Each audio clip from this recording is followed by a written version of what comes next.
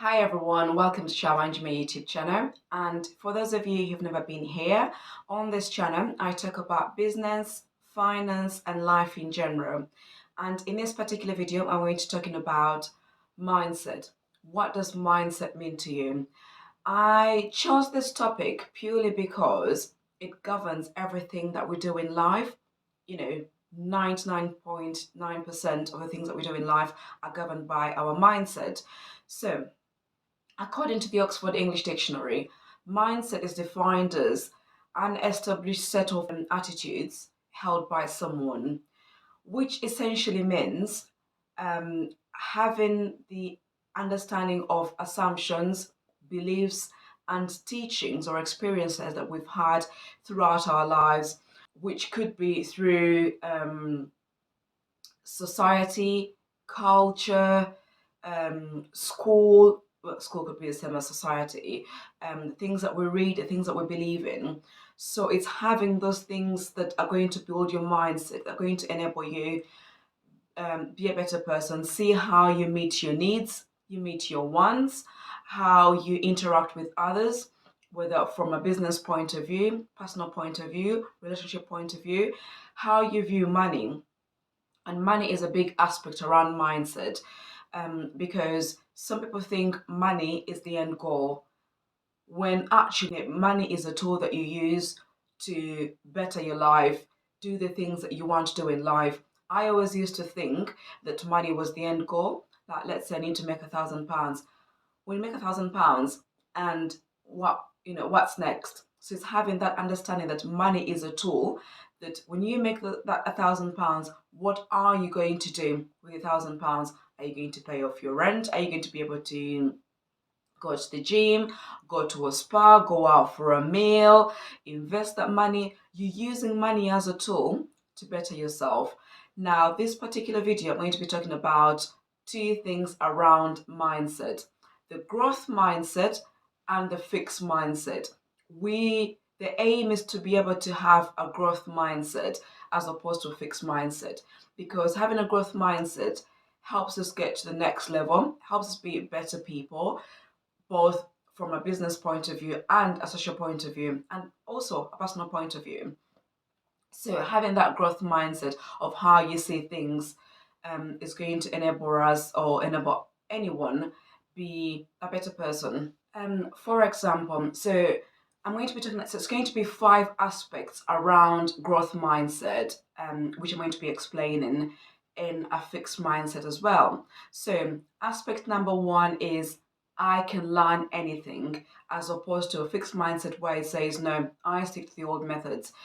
That has greatly happened, particularly after the pandemic happened, where anybody who remained in the fixed mindset, where they're able to, where decided, you know what, I'm still going to be able to do the things that I've been doing previously, when actually you're able to, there's that opportunity for you to learn to do new things. For example, learning to sell things online, or learning to sell a service, or be able to learn a new skill. For example, in my journey, I decided to learn how to do video editing. It's not something I would originally wanted to do if it hadn't been for having lots of time on me, and learning to being able to learn a new skill. I decided I'm going to be able to learn a new skill that is completely out of my comfort zone, which was to learn how to edit. But whose videos was I going to edit apart from my own? So, which meant I had to start doing videos online. So I decided to do Facebook Lives on a daily. This was in March when I started doing that. No, actually April, no, tell a lie, it was April last year. I started doing live videos on Facebook. And so as those videos, I decided to then download and start to edit. And I quite enjoyed it. But if it was a task that I had to do, that had been told it had to be done within, let's say, in my if it was, let's say, an exam that I had to do, I had to learn how to edit, it's not something I would greatly want to do because it's out of my comfort zone. But I knew that starting a YouTube channel, it meant I had to learn the skill, how to edit. So it meant that I had to change my mindset from being a fixed mindset, you know what, I'm going to be the same as I've always been. Why do I need to learn how to edit when I could actually go on different platforms like Fiverr.com or Upwork and find somebody who can edit my work? Now, another aspect around learning new things is reading. Reading was not something that I traditionally wanted to do. I felt like reading was not, I think because of the way we've grown up, particularly in Africa, and for myself as well, reading is not a culture, it's not something that we do, we really learn from school, or it's something that we really embrace. So it's something I had to learn because I knew reading was going to get me to the next level. Was going to be it was going to enable me learn new things, be a better person, be a better business person, manage my finances better. It meant I had to learn how to understand what an asset was and a liability, how I'm able to manage my money, what tools can I use, how can I invest, what is a stock, what is a fund. All those things came from me reading. So it's changing that attitude of wanting to learn new things as opposed to sticking to the old methods. Aspect number two around the growth mindset is I'm inspired by the success of others as opposed to being jealous of what others have been able to accomplish. One of the my favorite YouTubers, her name is Patricia Bright, here in the UK. You can just you can just go in and type in Patricia Bright and she will just come up. I really, really admire her. I've been following her for years, and I just admire on how she's been able to accomplish all these things that she's been able to accomplish. Another person is Mama Fafa. Her name is Jennifer Kempson. She's from the UK, and I've been following her journey. I think she had her channel in 2018, and I've seen her grow, and I'm really, really inspired by what she's done and what she's been able to achieve, and I'm learning from all those people. And another channel that I really love, all these channels around business, finance, things that I really love and I enjoy, is the channel is called The Humble Penny. It's run by Ken and Mary, a Nigerian couple who live here in the UK, and I also admire their work.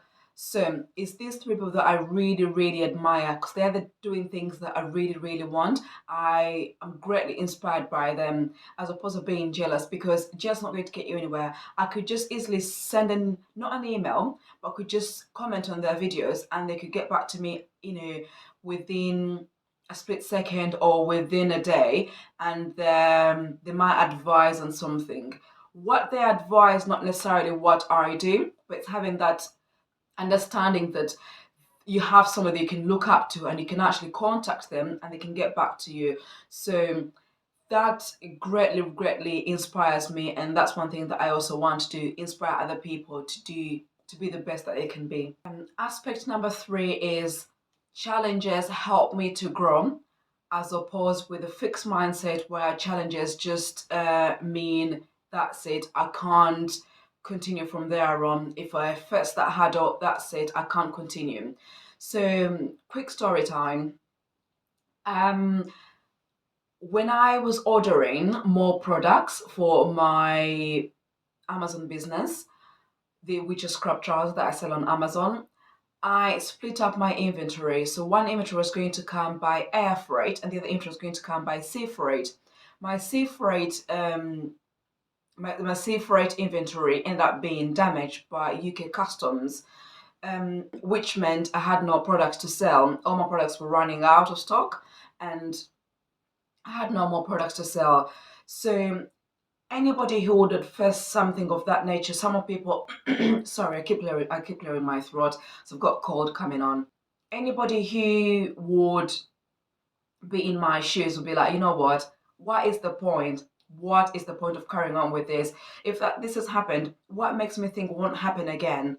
So whereas the way I viewed that was like, okay, it's another hurdle. This could happen. I'd never thought of anything would ever happen to my inventory. Like, why would it be destroyed? um, when it's not classed as an illegal substance that I'm actually selling, or an illegal item that I'm selling on Amazon. Why would it be destroyed? It's just scrap trousers, and they can see the the container consignment, what's in the actual container. Why would they destroy my products? It never occurred to me, but it actually happened.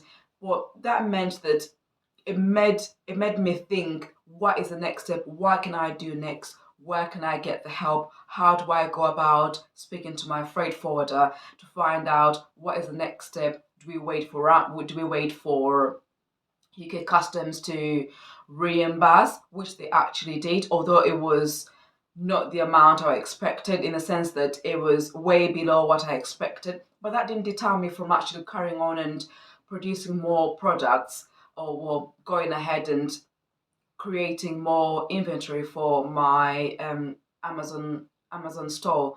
So, and my products are on the way now. Should be here in the next week. So that didn't deter me. Whereas somebody else would be like, you know what? What is the point? The sales are just trickling in. Why do I have to continue? I've been waiting for this opportunity to see whether I need to carry on with this business, and then this happens, and it just throws them completely. So it's having that that growth mindset, challenges make you become a better person. Aspect number 4 is, I can learn anything I want, as opposed to fixed mindset where you say, oh, I can't learn anything. If I've not learned it now, then I would never be able to learn it. Um, what I've always said to myself is, if anyone can do it, nobody was born knowing all these skills. So surely they've just learned how to do this skill, like, being able to sail, being able to drive a car, ride a bicycle. All these things mean that people have put their mind to it, being able to learn these skills. So if you decide that, I'm going to learn a new skill, I'm going to learn how to sell a product or a service, to anyone, any random person, surely, if anybody can do this, why can't I do it? If I'll tell you one thing. So about 4 years ago, in the town where I live here in the UK, in the Midlands, um, the council that I live in was able to provide services, where we were able to learn how to ride a bicycle. Now, in Uganda, we've always been told you've got to learn to ride a bicycle at a certain age. Beyond that age, which is around, I think, 9 or 10, beyond that age, you would never ever learn how to ride a bicycle. Me learning how to ride a bicycle, I was about 28 or 29 when I learned how to ride a bicycle. I now ride a bicycle, but I only ride it in the summer. I don't ride it in the winter because it's too cold. I'm not riding a bike in the winter. No freaking way. So I learned how to ride a bicycle. Me and Mr. went to learn how to ride a bicycle. And this guy who taught us, when we told him, he was like, really? It's like, no, you can learn a bicycle, you can learn how to ride at any point. So it's not a case of you. I mean, when you're a child, it makes it easier because you're not afraid of falling and injuring yourself. Whereas when you're an adult, you're consciously thinking, oh, I'm going to fall off this bike and I'm going to break my leg, I'm going to, dislocate my shoulder or break my ankle or my finger, whatever the case may be. You always have that fear in the back of your mind that you're going to be able to fall and injure yourself. And that's what deters you from learning how to ride a bike. I think that's where it all stems from. So we learned how to ride a bike, and I'm able to ride a bike without having stabilizer on. We never had any stabilizers on, by the way. So it's something we told this guy who was teaching us how to learn a bike, and we told him, oh, are we not going to be able to have stabilizers? I was like, no, you're too old for stabilizers. And I felt a bit offended. It's like, I've never ridden a bike before. So if I end up falling, what would I say? I was learning how to ride a bike and I fell off the bike. You know what I mean? But not one time did we ever fall off these bikes. And, you know, so it's having that aspect that you can learn to anything that you want to learn. Um, One thing that I didn't know how to use was the Excel spreadsheet. I found it really complicated, so many boxes and everything. I was like, no. But as soon as I learned, I'm not like an expert, but I know the basic use of Excel spreadsheet. But I was like, no, it's not something I would learn to do at this age. But I knew that if it's one thing that I was going to be able to use to understand um, the Amazon data, I had to learn how to use the Excel spreadsheet. That's how I learned how to use the Excel spreadsheet, understanding the Amazon data, interpreting that data. Because when you put in the Excel spreadsheet, it makes it so much easier for you to be able to understand and interpret the data. And it's one tool that I also use to create a budget tool that I use on Etsy that you can also use as well. So I'll link it down below. In when I do the editing of the video, I'll link it down below, and you can go on Etsy and download the spreadsheet on how to budget your money. So it's one aspect that I also learned. But if I didn't have that growth mindset of learning, of wanting to learn, anything, it meant I would not be able to do the things I've been able to learn up until now, which is something I continue to do up until now, continue to learn how to do certain things. Because I always think no one was born knowing the skills. You just have to put your mind to it and then be able to carry on doing what you need to do or do that task. And the last aspect, which is aspect number 5, is failure is an opportunity to grow, as opposed to the fixed mindset where I say failure is just a hindrance, is stopping me from growing, stopping me from performing the way I want to perform. Now, failing means that you're going to use that opportunity to evaluate and then be a better person. That is the growth mindset. Whereas the fixed mindset means, okay, if I created this product, the product has not sold, it means I'm not good enough. I won't be able to sell any more products. If I did that product, I put my all into that product and it's not been able to yield any returns, what makes me think I'm going to be able to create another product that's going to do well? One product, so using that example, I sold bamboo sticks, but actually it was a full set of cutlery, but they were all bamboo. And I sold these at work, particularly to my colleagues, and then I also saw them on Facebook Marketplace. But from Facebook Marketplace, I didn't make many sales, and that was the start of it. So I could have said, you know what, it's not going to work. But then I went and spoke to my colleagues at work, and they were like, oh yeah, we'll try them. And then they just sold out. But if I had remained with that failure mindset, that you know what, I've been trying to sell things on Facebook Marketplace and it's not worked out, it's not for me, and just stopped at that, it meant that I would not be able to sell the bamboo cutlery. So having failed from that aspect, it meant that I wasn't going to stop at that. I was going to change that, find other ways of being able to sell the product.